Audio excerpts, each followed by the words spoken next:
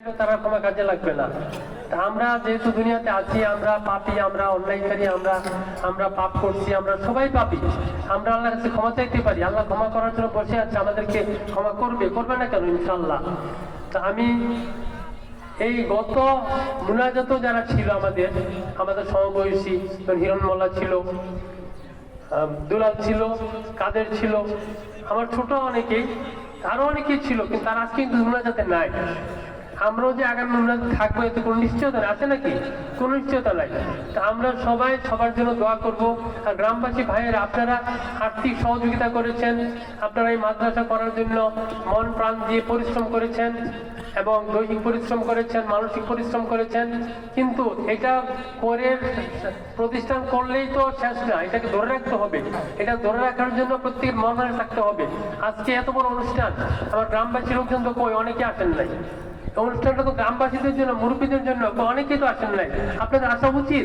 ব্যবসা বাণিজ্য কাজকর্ম সবাই তো থাকবে, তারপরেও এই একটা দিন, বছরে একটা দিন আমরা পালন করি শুধু এই দোয়া অনুষ্ঠানটা, আপনার প্রত্যেকে থাকা উচিত।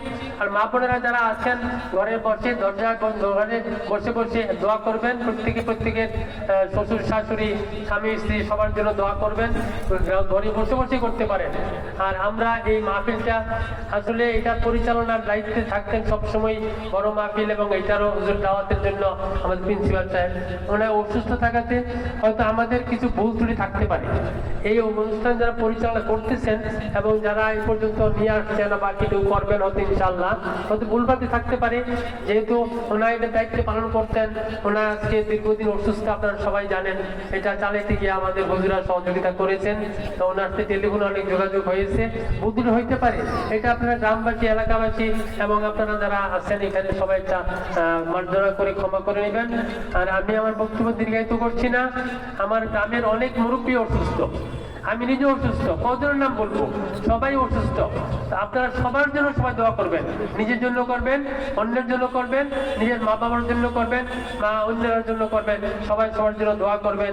আমার প্রিন্সিপাল অসুস্থ, তিনি অসুস্থ দান করে, এবং আমার গ্রামবাসী যারা মুরব্বীরা অসুস্থ আছেন, আমার মুরব্বী সবাই অসুস্থ, আমি অসুস্থ, খোকন অসুস্থ, রব্বাই অসুস্থ, ওয়াহেদ কাকা অসুস্থ, তাহের কাকা অসুস্থ, মালিক অসুস্থ, যারা চালায় একটা মাদ্রাসা চালায় আসছে পর্যন্ত, মানে সামনের সারিতে থাকে, তারা সবাই অসুস্থ।